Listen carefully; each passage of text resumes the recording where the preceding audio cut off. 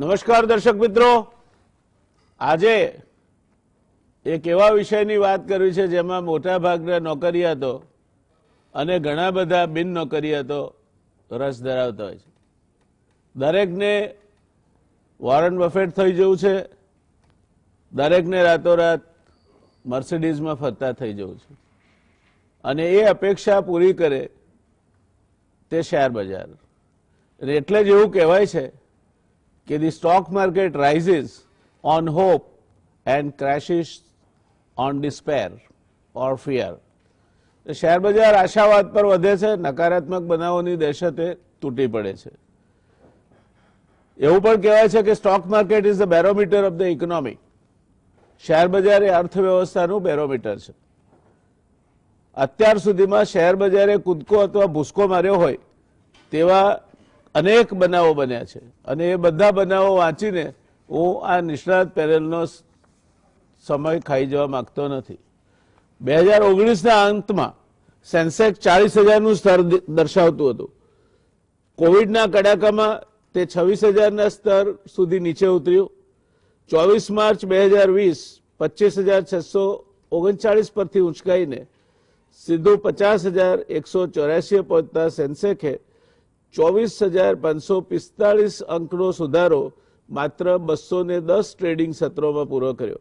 આમ દૈનિક ધોરણે સરેરાશ 117 પોઈન્ટના દરે સુધારો દર્શાવ્યો. સેન્સેક્સનો દર 10,000 પાર કરતા નીચે મુજબનો સમય લાગ્યો. પહેલા 10 થી 20 થતા 1147 ટ્રેડિંગ સત્ર લીધા એણે, 20 થી 30,000 થતા 1636, 30 થી 40,000 થતા માત્ર 514, 40 થી 50,000 થતા 416. એટલે આમ જોઈએ તો 30,000 થી 50,000 થતા એને 10,000 થી 20,000 થતા જે 1147 ટ્રેડિંગ સત્રનો સમય લાગ્યો હતો એના કરતા પણ ઓછો, એટલે કે 940 ટ્રેડિંગ સત્રનો સમય લાગ્યો. જ્યારે આપણે બધા મંદીનો માર ખાઈએ છીએ, કોવિડની ચિંતા છે, આ છે તે છે ની વાત કરતા હતા, અર્થવ્યવસ્થા ગળથોલિયા ખાતી હતી, જીડીપી ગ્રોથ એ સીધો ખીણ તરફ જઈ રહ્યો હતો, એ ગાળામાં આ સેન્સેક્સ એ આટલો બધો કેમ વધ્યો હશે? સામાન્ય માણસની સમજ બહારની આ વસ્તુ છે. પણ એક વસ્તુ એ પણ તમારે સમજવી જોઈએ કે સેન્સેક્સ એ માત્ર 30 કંપનીઓને જ આવરી લે છે અને સેન્સેક્સ એ 30 કંપનીઓના ઉપર આધારિત હોવાથી તમે એને કોઈ અર્થવ્યવસ્થાનો સામાન્ય અંદાજ મૂકવા માટે વાપરો તો એ યોગ્ય નથી. બીજું, વિદેશી રોકાણકારોનું પણ રોકાણ 1.75 લાખ કરોડ જેટલું આવ્યું છે.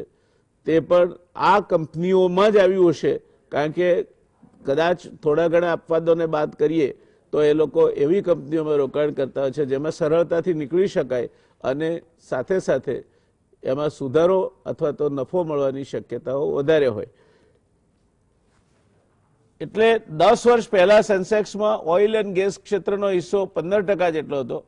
હવે પ્રાઇવેટ બેન્કો 27.34% હિસ્સો ધરાવે છે, જ્યારે આઈટીનો 18.46%, ઓઇલ એન્ડ ગેસ ક્ષેત્રનો 12.22% અને 11.53% હિસ્સો એમાંથી એકલી રિલાયન્સ ઇન્ડસ્ટ્રીઝનો છે. એટલે તમે સમજી શકો છો કે આ સેન્સેક્સ એટલે શું. એ સેન્સેક્સ એ માત્ર ને માત્ર 30 કંપનીઓ ઉપર આધારિત ઇન્ડેક્સ છે. એટલી જો સમજણ પડે તો સેન્સેક્સની સાથે કૂદકા મારવાની જો વૃત્તિ હોય તો સેન્સેક્સ ફક્ત સેન્સેક્સ આધારિત, સેન્સેક્સ ઉચકાય છે માટે રોકાણ કરો, સેન્સેક્સ નીચે પડે છે માટે પૈસા કાઢી લો, નિરાશ થઈ જાઓ, આ કરવાની જરૂર નથી. સેન્સેક્સ તૂટતો હોય ત્યારે એવી કંપનીઓ છે જેમાં તમને નફો મળે, સેન્સેક્સ વધતો હોય ત્યારે એવી કંપનીઓ છે જેમાં તમારા પૈસા ઘટે.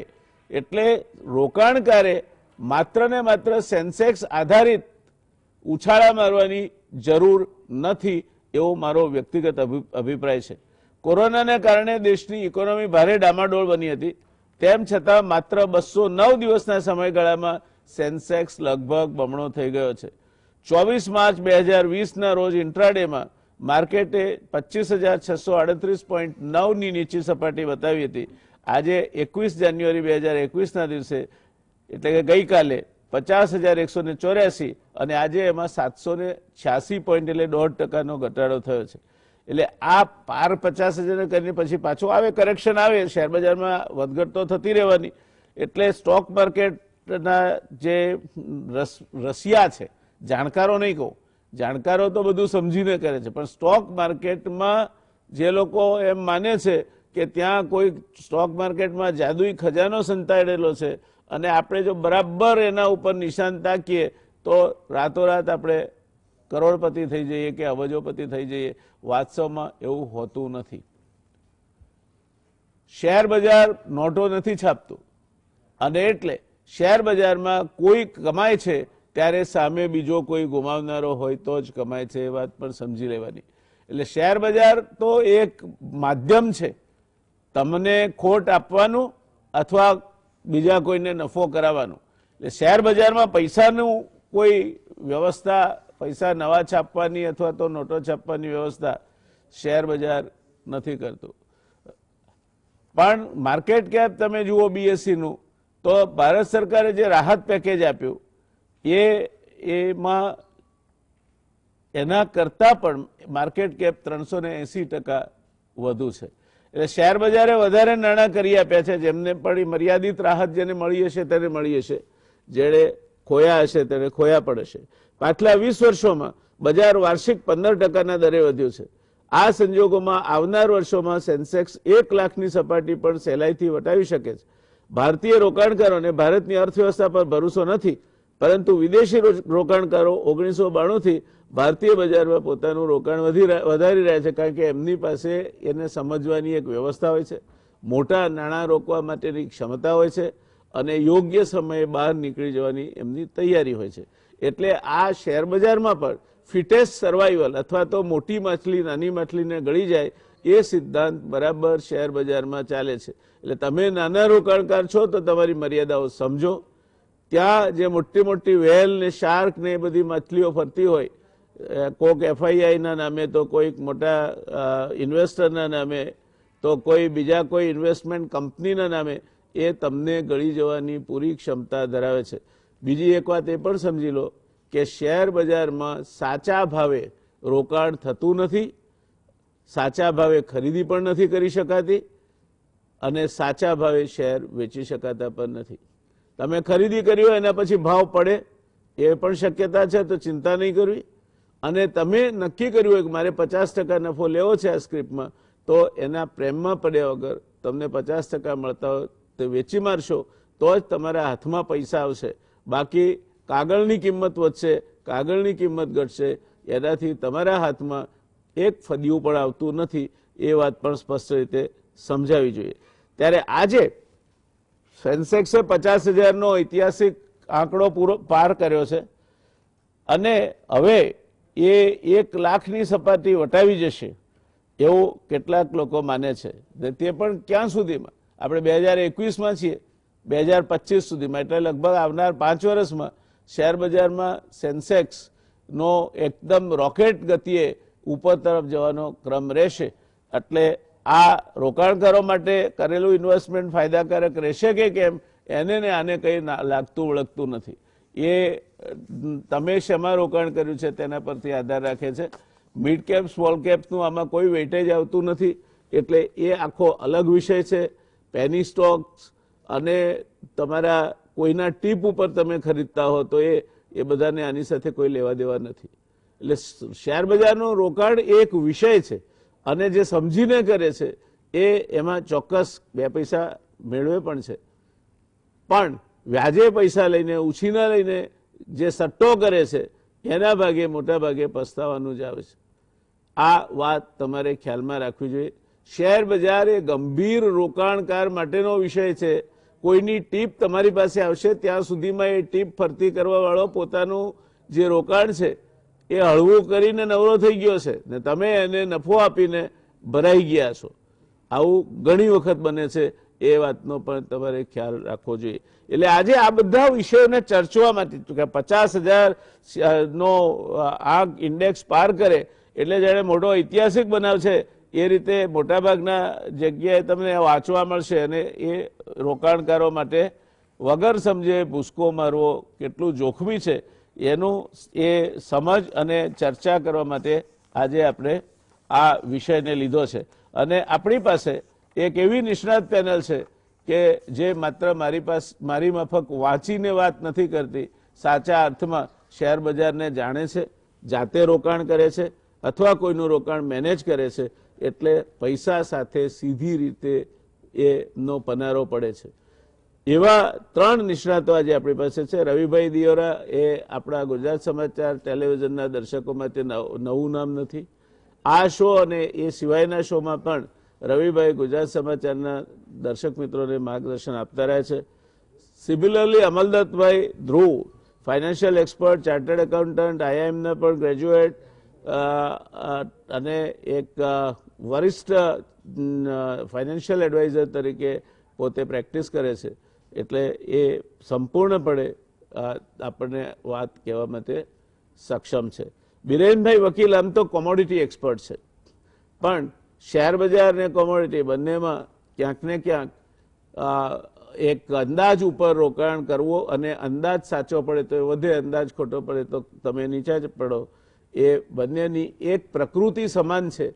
અને બિરેનભાઈ પોતાના ક્ષેત્રના એક શ્રેયાન નિષ્ણાત એટલે કે સિનિયર એક્સપર્ટ છે, એટલે બિરેનભાઈ પણ આપણી આ ચર્ચામાં જોડાયા છે. એટલે આપણી પાસે 3 નિષ્ણાતોની પેનલ છે. શરૂઆત રવિભાઈ આપનાથી કરીશું. આ સેન્સેક્સની વધઘટ અને શેર બજાર એકદમ ઉછળ્યું, કોવિડનો એક બાજુ માહોલ, એક બાજુ આપણે -7.5% જીડીપીના પેલા એમાં ચાલી રહ્યા છે, તો સામાન્ય માણસે આના પરથી શું સમજવું?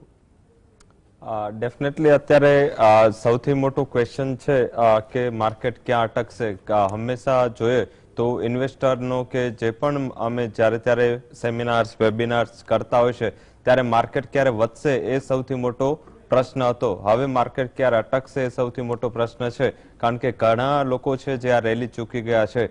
ઘણા લોકોએ નીચેના લેવલે પોતાનું ઇન્વેસ્ટમેન્ટ ખાલી કરવું છે. પેન્ડેમિકમાં ઘણા લોકોએ તમે જેમ વાત કરી એ રીતે ઘણા શોર્ટ સેલ પણ કરવું અને ઉપર જતા ઘણું એવું પછતાવાનો વારો આવ્યો.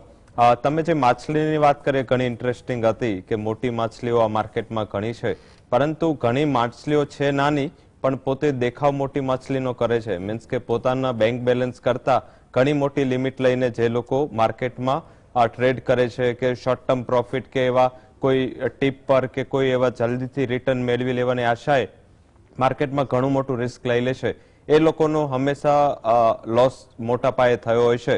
હાલાકી આ માર્કેટની જે રેલી છે એ પહેલા તો ઇન્ડેક્સ સ્પેસિફિક રહી.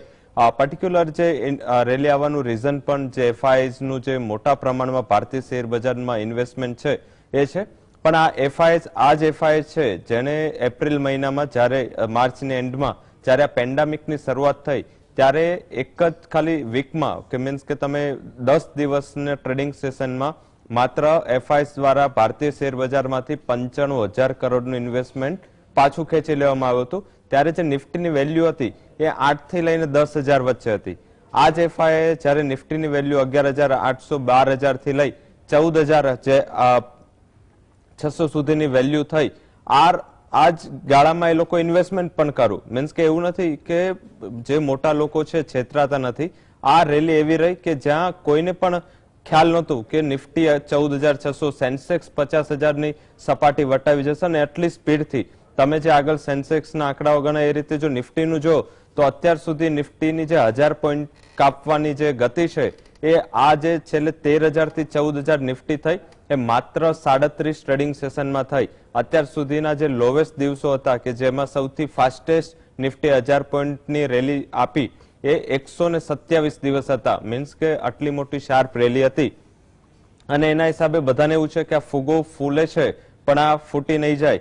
આ સૌથી મોટો ક્વેશ્ચન છે. પણ આના રિલેટેડ મને મીન્સ કે જયારે હું ઓન ધ વે હતો ત્યારે એક એક્ઝામ્પલ યાદ આવ્યું કે જયારે ફુગો છે એ ફૂટે ક્યારે કે માત્ર એમાં હવા હોય તો તમે એને પ્રેશર આપો તો એ ફુગો ફૂટી જાય.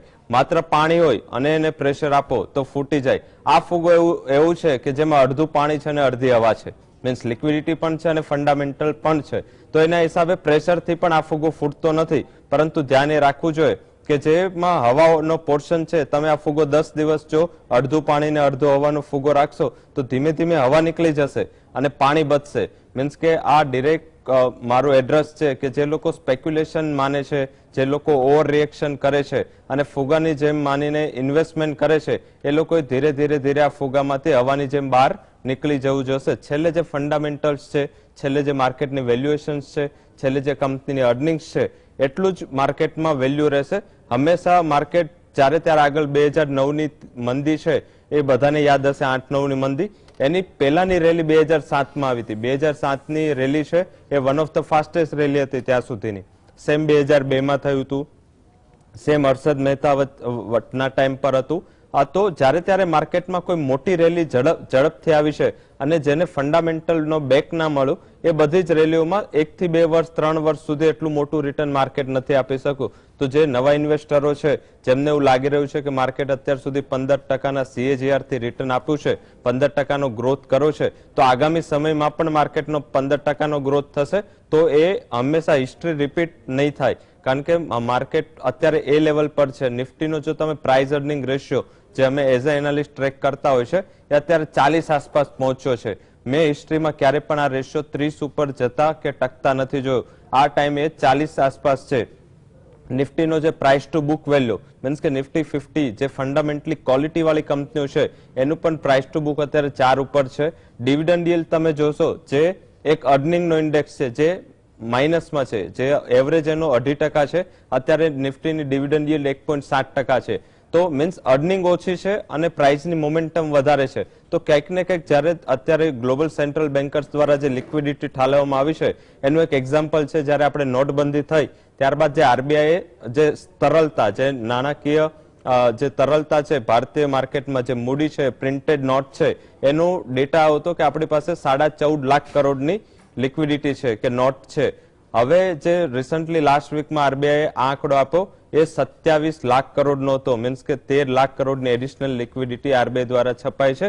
સેમ અક્રોસ ધ ગ્લોબ જોઈએ તો આ લિક્વિડિટી $6.5 થી $7 ટ્રિલિયન મીન્સ કે ભારતીય અર્થવ્યવસ્થા કરતા 2.5 ગણી લિક્વિડિટી માત્ર છાપવામાં આવી છે, માત્ર નોટ છાપવામાં આવી છે. તો આટલું મોટું પેન્ડેમિક સામે આટલી મોટી કરન્સી છાપવામાં આવી છે તો ડેફિનેટલી આ માર્કેટમાં આવે.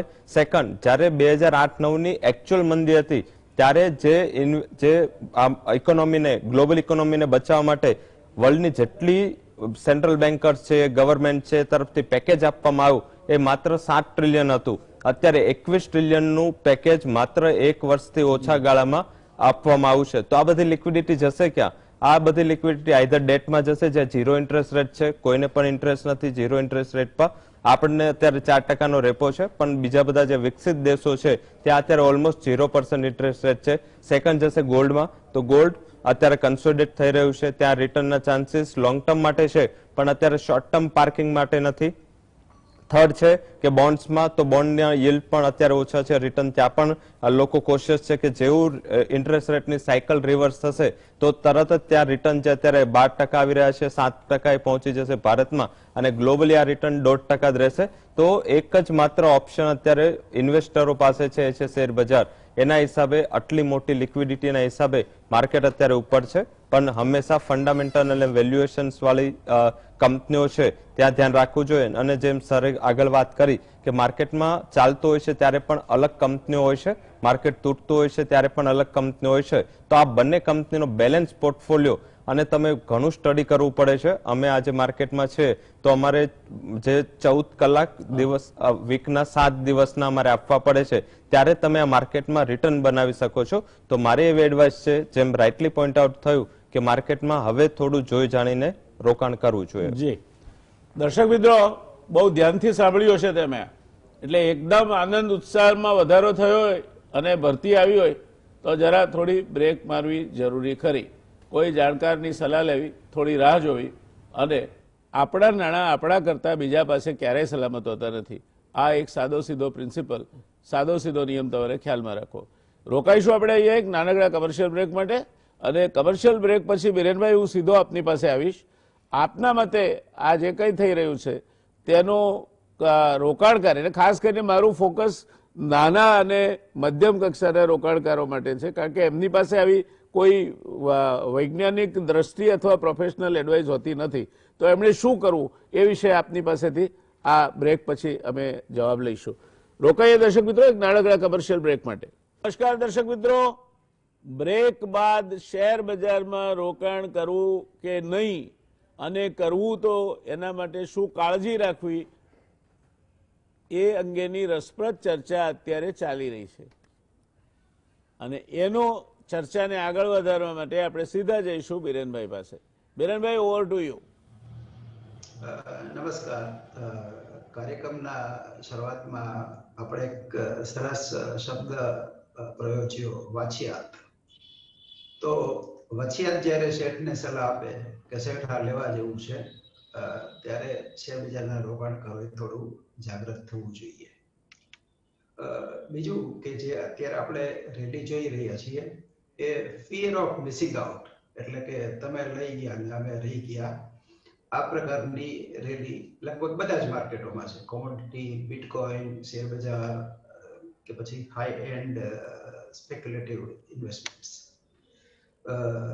નાના રોકાણકારોની જો વાત કરીએ તો ઇન્ડેક્સ ઇન્વેસ્ટિંગ, આપણે જેને ETF કહીએ, નિફ્ટી BCTF કે એ પ્રકારના ETF, એમાં લોંગ ટર્મ ઇન્વેસ્ટમેન્ટ એટલા માટે ફાયદાકારક રહેતું હોય છે કે ઇન્ડેક્સનું જે વેઇટેજ છે એ હંમેશા બેસ્ટ પરફોર્મરને એમાં સારું વેઇટેજ મળે.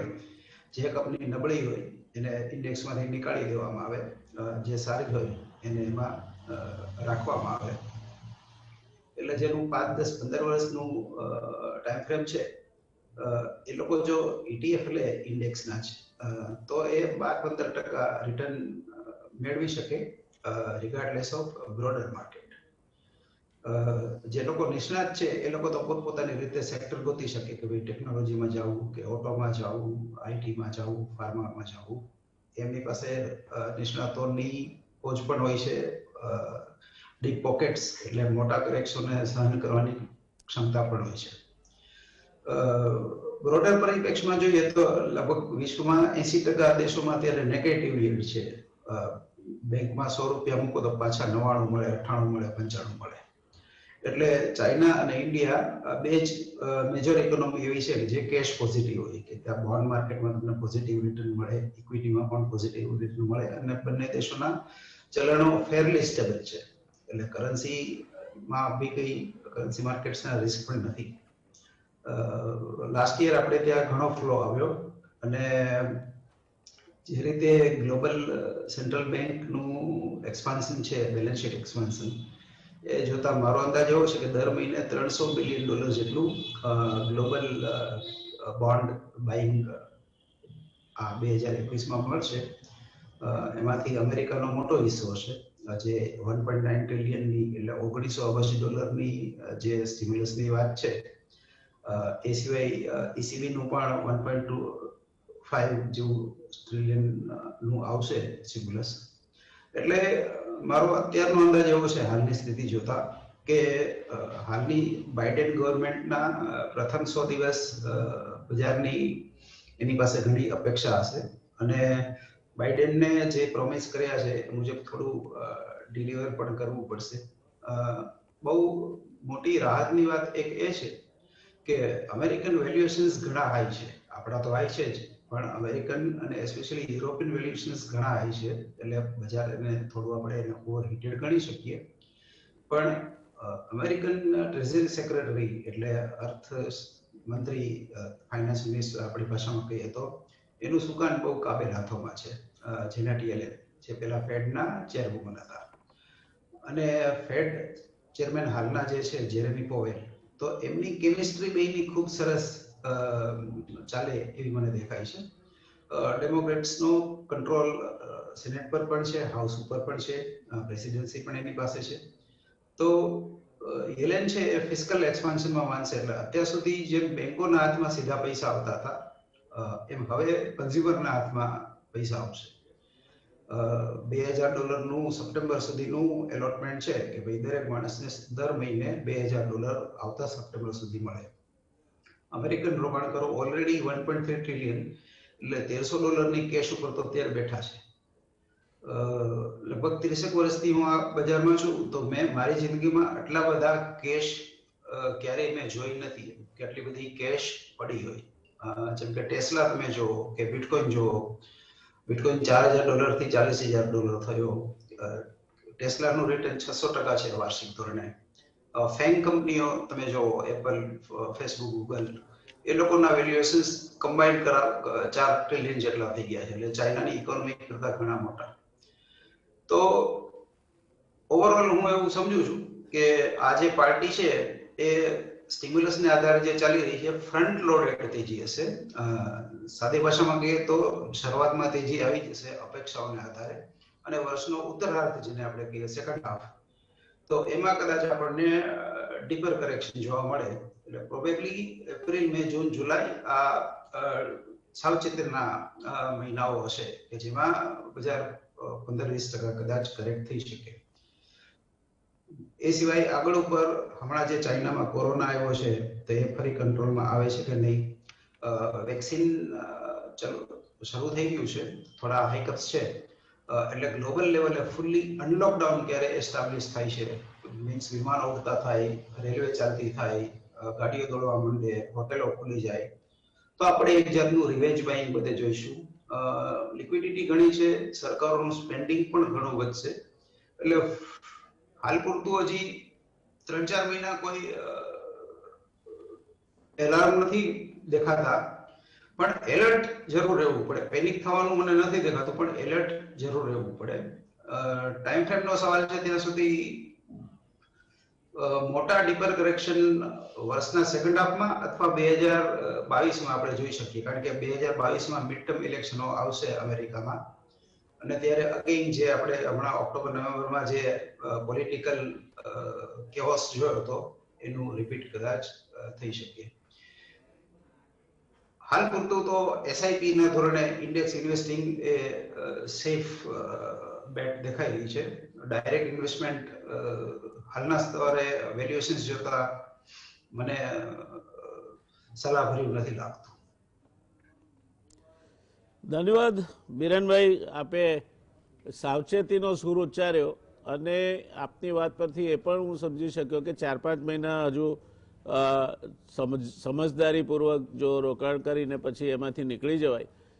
દર્શક મિત્રો, શેર બજારમાં શેર ખરીદવા એ જેટલું આવડત માંગી લેતું કામ છે, એટલું શેર વેચવા ક્યારે એ પણ એટલું જ આવડત માંગી લેતું કામ છે. એટલે તમે જો શેર બજારમાં શેર ખરીદીને રાતોરાત મને પૈસા મળી જાય, 2 મહિનામાં પૈસા મળી જાય, એવા કોઈ ધારણા પર તમે રોકાણ કરતા હો તો ઘણીવાર એ સમય આવતા આવતા 12 મહિના નીકળી જતા હોય છે, અને ઘણીવાર તમે ધાર્યા કરતા વહેલો પણ એ સમય આવી જતો હોય છે. એટલે તમને લાગે કે મેં 20% પ્રોફિટ મારે લેવો છે કે 30% લેવો છે, તો એ મળે તો પછી રામ રામ કરીને આપણે બહાર નીકળી જઈએ તો વધારે સારું. આવું પણ એક વર્ગ માને છે. અમલભાઈ, મારે આપની પાસે એ જાણવું છે કે આ બધી જે વાત છે અત્યારે આપણે ચર્ચા કરી રહ્યા છીએ, કદાચ ફેબ્રુઆરીની 1લી તારીખે આખી શીર્ષાસન કરી જાય તે પ્રકારની પરિસ્થિતિ પણ ઊભી થાય એ શક્યતા નકારી શકાય નહીં. બજેટ બાદ મોટો ઘટાડો એટલે કે સેન્સેક્સ ભૂસકો મારે એવી શક્યતાઓ આપના મતે કેટલી? મારા હિસાબે જયનારાયણભાઈ, તમે 1લી ફેબ્રુઆરીની વાત કરી, 2જી ફેબ્રુઆરી એ પણ લાંબો ગાળો છે. આજે સવારે જે સમાચાર સાંભળ્યા કે ચાઇનાએ ERMB કર્યો, એનો અર્થ એ કે એ લોકોએ એમની આખી કરન્સીને ડિજિટલ કરન્સી કરી કાઢી અને ડોલર સાથે ડી-લિંક કરી. ડોલર સાથે ડી-લિંક કરવાનું મુખ્ય કારણ એક ડોલર ઉપર ભીંસ વધારવાનું છે. એની સાથે કોઈ ટ્રેડિંગ કરશે તો એ ટ્રેડિંગ ફક્ત ERMBમાં જ થશે, એ ટ્રેડિંગ ડોલરમાં નહીં થઈ શકે. એ જાતની એમણે દિશા બતાવી છે, બહુ સ્પષ્ટ દિશા બતાવી છે. આને કારણે ડોલરની વેલ્યુ ઘટવાની, અને એના ઉપર જે સેન્કશન જે નાખવાની વાતો કરતા હતા, ઓટોમેટિક એક જાતની સેન્કશન આવી જશે. એટલે વર્લ્ડ ઇકોનોમી પર આની બહુ મોટી અસર થવાની છે. અને જો ડોલર જો ગગડ્યો તો ભારતની અંદર જે ફોરેન ઇન્વેસ્ટમેન્ટ થયા છે એ લોકો, foreign investors will be a big sufferer, કારણ કે 70 રૂપિયે $1 વટાવીને ભારતમાં ઇન્વેસ્ટ કર્યું હોય એ ડિસઇન્વેસ્ટ કરે ત્યારે ₹100 ડિસઇન્વેસ્ટમેન્ટ થાય ત્યારે એમના હાથની અંદર $1 આવે, એટલે એ લોકોને એક લોસ. એટલે મારા હિસાબે આવતા 2-3 દિવસમાં જો આ ERNB ની બીક જો સ્થિર થશે તો મોટો કડાકો પહેલા પણ આવી શકે. આજના ઇન્ડેક્સની અંદર પણ જોઈએ તો બપોર પછી ડિસઇન્વેસ્ટમેન્ટ વધ્યું, સવારે કૂદકો માર્યો, 50ની આજુબાજુ પહોંચ્યું, પણ પાછું 48,800 ઉપર અટક્યું. એટલે આ એક મોટો ભય છે. લિક્વિડિટી ઘણી છે વર્લ્ડ ઓવર અને ઇન્વેસ્ટ કરવા જેવા દેશો ઓછા છે. આ એક બહુ પોઝિટિવ વાત છે. અને 1 ફેબ્રુઆરીએ જે બજેટની આપે વાત કરી તો મારા હિસાબે આ બજેટની અંદર એટલો કે મોટો લોલીપોપ કેવું આવે એવું મને લાગતું નથી, પણ ભારત પોતાની ઇકોનોમીને વધારે સદ્ધર કરવા માટે કદાચ થોડું ટેક્સનું ભારણ વધારે એવું મને લાગી રહ્યું છે. અને liquidity is in much access. Stock માર્કેટની જો વાત કરીએ તો આ પૈસા રવિભાઈએ બહુ સરસ કહ્યું કે બીજી કોઈ જગ્યાએ નાખવા જેવા નથી એટલે સ્ટોક માર્કેટમાં નાખીએ, તો એની અંદર બહુ મોટું સ્ટેટિસ્ટિકલ એનાલિસિસ થતું હોય છે. ઇન્ડિવિજ્યુઅલ ઇન્વેસ્ટરનું નહીં, પણ જે મોટા ઇન્વેસ્ટરો છે એ લોકો કઈ દિશામાં વિચારશે એ માટેનું આખું એનાલિસિસ કરવામાં આવે છે. હજી આર્ટિફિશિયલ ઇન્ટેલિજન્સનો ઉપયોગ આ ફિલ્ડમાં ઓછો થયો છે. જે પોલિટિક્સની અંદર લોકો રિપબ્લિકનને મત આપશે કે ડેમોક્રેટને આપશે એ તરફ ઘણો, અથવા તો માર્કેટની અંદર લક્સને પ્રિફર કરશે કે રામદેવની પ્રોડક્ટ પ્રિફર કરશે એ તરફ એ લોકોનો ઝોક હજી લગી રહ્યો છે. પણ હવે ઝોક આ મોટા ઇન્વેસ્ટરો કઈ તરફ જોઈ રહ્યા છે અને કઈ તરફ એ લોકો ઇન્વેસ્ટ કરવા વિચારી રહ્યા છે એ તરફ જો સ્ટેટિસ્ટિકલ એનાલિસિસ આવશે તો સ્ટોક માર્કેટનું આખું રૂખ બદલાઈ જશે.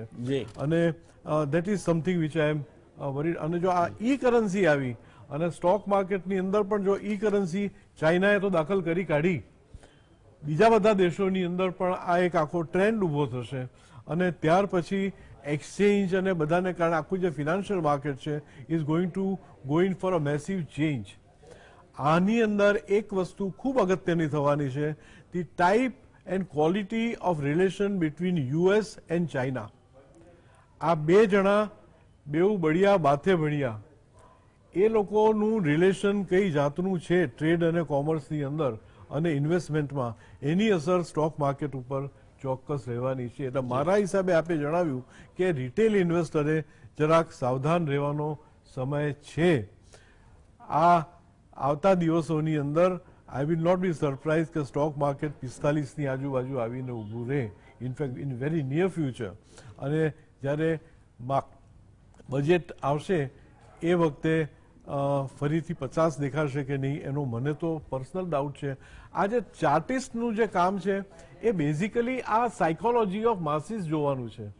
અને એટલા માટે ચાર્ટિસ્ટ હવે માસીસ કરતા મેજર ઇન્વેસ્ટરની સાયકોલોજી તરફ જઈ અને ઇન્વેસ્ટ કરતા થશે. એટલે આ બધું જોતા ભારતની SEBI is good, our stock markets are reliable. આપણે ત્યાં 3 દિવસે જે પેમેન્ટનું છે એ ચાલી રહ્યું છે, ઇકોનોમી રિલેટિવલી સદ્ધર છે. એટલે આ બધું જોતા મોટો કડાકો આપણા દેશે જોવો પડે એવું મને લાગતું નથી. 5-10% કરેક્શન આવશે, પણ એ કરેક્શન આવે ત્યારે અત્યારે જરાક નીકળી અને કરેક્શન સ્ટેબિલાઇઝ થાય ત્યારે ફરીથી એન્ટર થવાનો. રવિભાઈએ બહુ સરસ વાત કરી કે ફુગ્ગામાં અડધું પાણી અને અડધી હવા છે. ટેકનિક એવી થવી જોઈએ કે ફુગ્ગાની અંદર આપણે પાણી વધારીએ, તો એક તો EPS વધારીએ ને બીજું કે વધારે કંપનીઓને સ્ટોક માર્કેટમાં લાવીએ. This is the time to bring in large issues, this is the time to bring in more issues. એ જેથી કરીને પાણીનો ભારને કારણે હવા એની મેળે થોડો રસ્તો કરી ફુગ્ગાને ફોડે નહીં તો સારું, પણ નહીં ફૂટે. કારણ કે જો પાણી વધ્યું હશે તો ફૂટેલો ફુગ્ગો એ કામ લાગશે. એટલે મારા હિસાબે વધારે કંપનીઓએ માર્કેટમાં આવવા માટે એન્કરેજમેન્ટ થવું જોઈએ અને એન્ટ્રી લેવલ જરા ઇઝી કરવું જોઈએ. MSME એક્સચેન્જને વધારે બેકઅપ આપવું જોઈએ જેથી કરીને પાણીનું એલિમેન્ટ આ ફુગ્ગાની અંદર વધે અત્યારે ઇન્ડિયાની અંદર ઇન્ડિયન માર્કેટ ઇઝ સ્મોલ. હજી હું કહું કે double the companies can come into market for trading. એ કેમ નથી આવતી? મે બી કે રિજનલ સ્ટોક એક્સચેન્જીસને ફરીથી રિવાઇવ કરવાની જરૂર છે. There is a lot of scope in the stock market which is waiting for the entrepreneurs to take advantage of. ધન્યવાદ અમલભાઈ. દર્શક મિત્રો, એક વાતનો ખ્યાલ રાખો, તમારામાંના ઘણા બધા ખેતીને જાણતા હશે. તો ખેડૂત જો બી વાવે, બિયારણ ઉગે, ત્યાર પછી નિંદામણ કરવું પડે.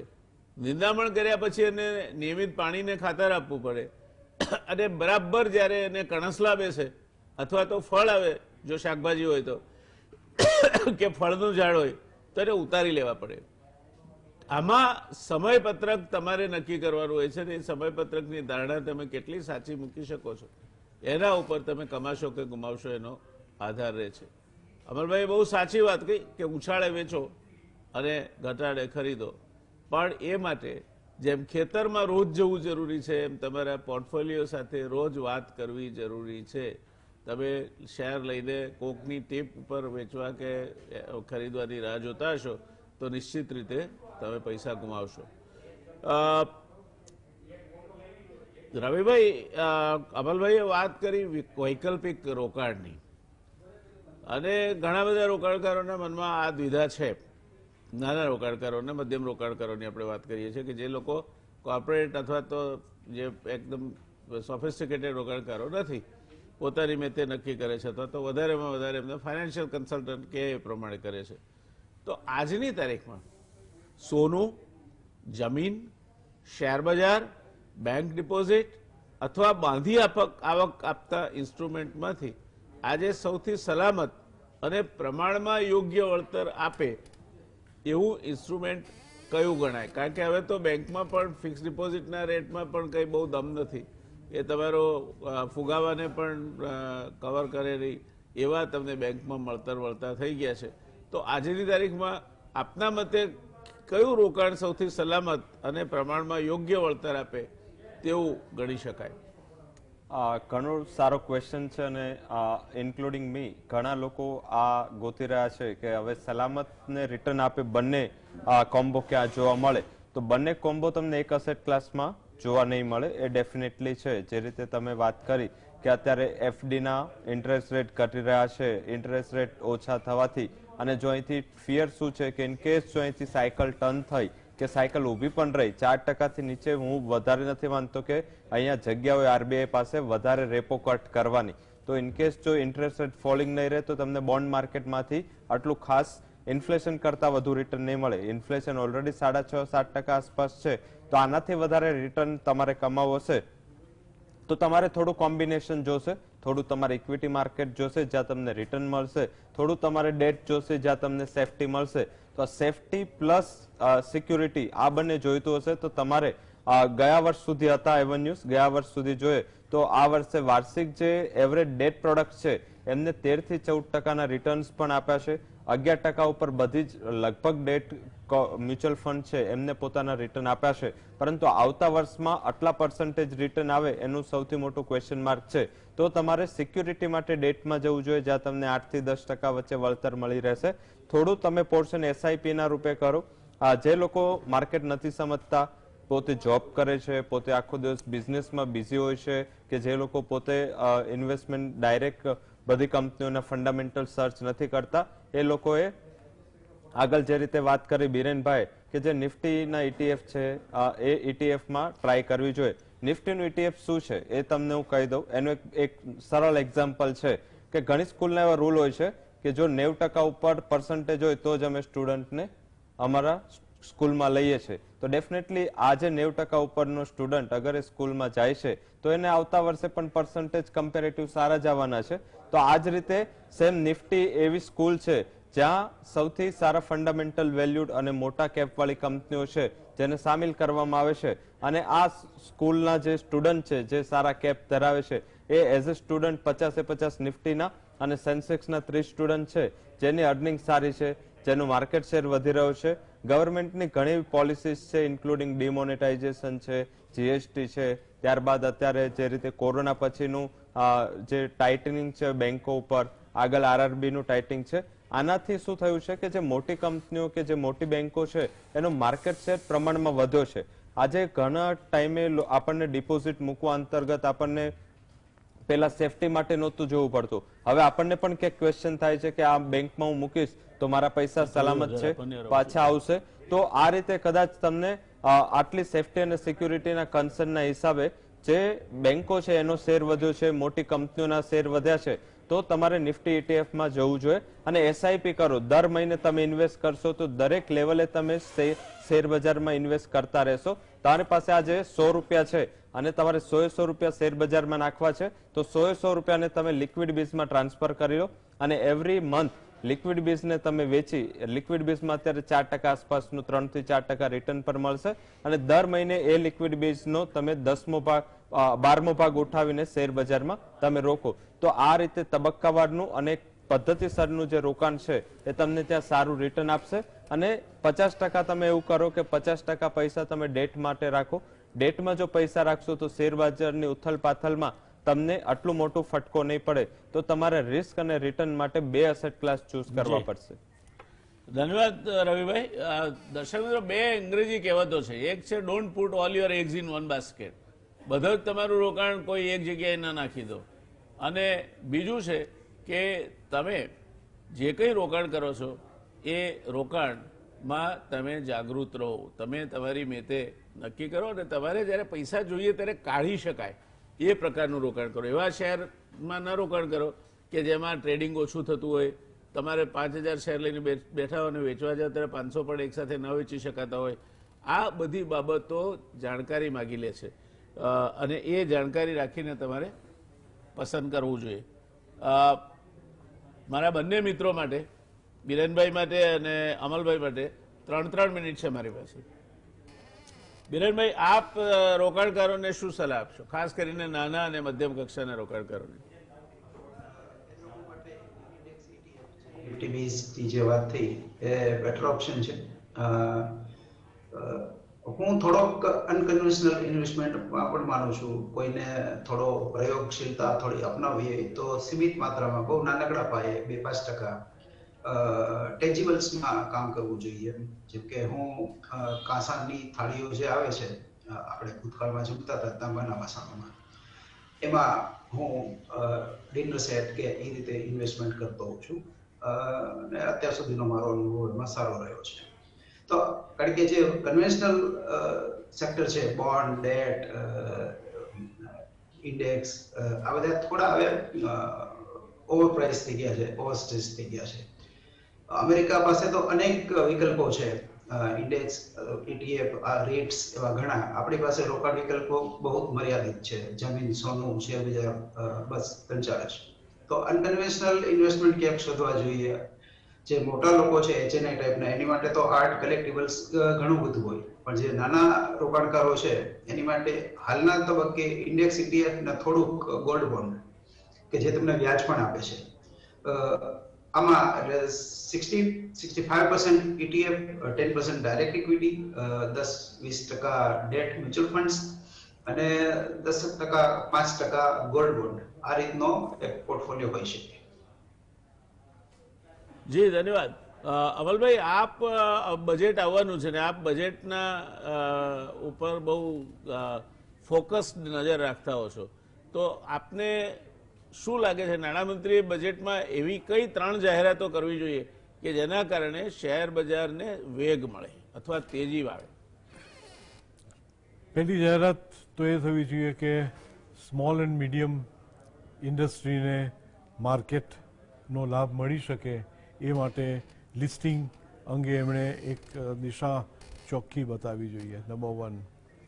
નંબર 2, આની અંદર જે કેપિટલ ગેઇન્સનો આખો જે સવાલ છે, લોંગ ટર્મ કેપિટલ ગેઇન, એને થોડો ઓછો કરવો જોઈએ.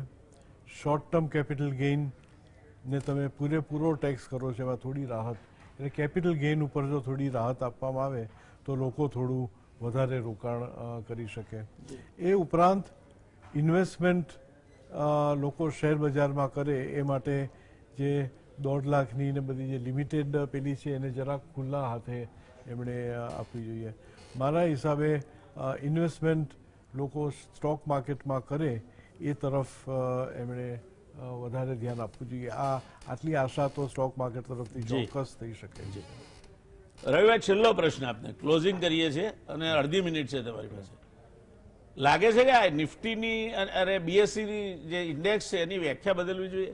માત્ર 30 જ કંપનીઓ પર આધારિત રહે, એના બદલે થોડી મિડ કેપ, થોડી સ્મોલ કેપ એમ લઈને એનું જો એક બેલેન્સ મિક્સ તૈયાર કરવામાં આવે તો મને લાગે છે કે વધારે રેપ્રેઝેન્ટેટિવ સેમ્પલ બને. શું માનવું છે આપનું?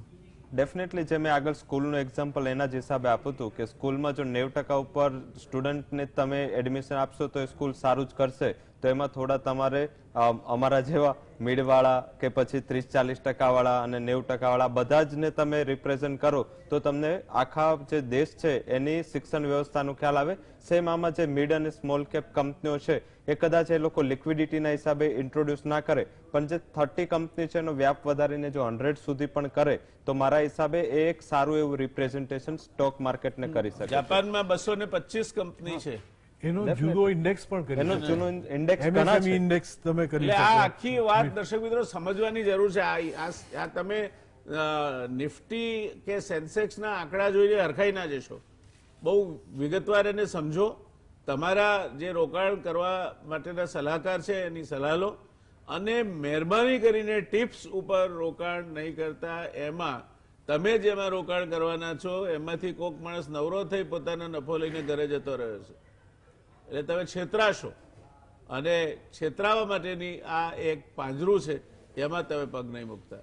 બાકી શેર બજાર છે એ દેશની અર્થવ્યવસ્થાનું બેરોમીટર પણ છે અને શેર બજાર એ આશાવાદ ઉપર ઉચકાય છે અને પછડાટ ખાય અથવા તો નિરાશાવાદ ઉપર એ પટકાય છે પણ ખરું. આ વાત ધ્યાનમાં રાખી અને એક સજ્જ રોકાણકાર તરીકે તમારા જે રોકાણ માટેના સલાહકાર હોય એમની સલાહ માનીને સ્પેક્યુલેશન એટલે કે સટ્ટો નહીં કરીને કરશો તો કમસે કમ તમારી મૂડી નહીં ધોવાઈ જાય અને તમને થોડું ઘણું પણ વળતર મળી રહેશે, અને નહીં તો મૂડી ધોવાઈ જશે. અને છેલ્લે વ્યાજે પૈસા લઈને મહેરબાની કરીને રોકાણ નહીં કરતા. શેર બજારે તમને વ્યાજના નાણાં જે વ્યાજ છે એટલું વળતર ક્યારેય નહીં આપે એવું તમને ખાતરી સાથે કહી આપું છું. એટલે વ્યાજે પૈસા લઈને શેર બજારમાં રોકાણ કરો તો તમે જાતે કરીને તમારા ગળામાં ફાંસીનો ફંદો નાખો છો એટલું સમજી લેજો. બસ દર્શક મિત્રો, આજે આટલું જ. આજની ચર્ચા આપણે અહીં અટકાવીશું. આ વિષય એવો છે કે જેના ઉપર વખતો વખત ચર્ચા કરવી પડે. આમ તો ગુજરાત સમાચાર ટેલિવિઝન પર આ વિષય જુદા નિષ્ણાતોની ચર્ચા પણ થાય છે, પણ એક મોટા મુદ્દે આપણે પણ ચર્ચા કરતા રહીશું. શુભરાત્રી, શબ્બા ખેર, take care and happy investing. આવજો.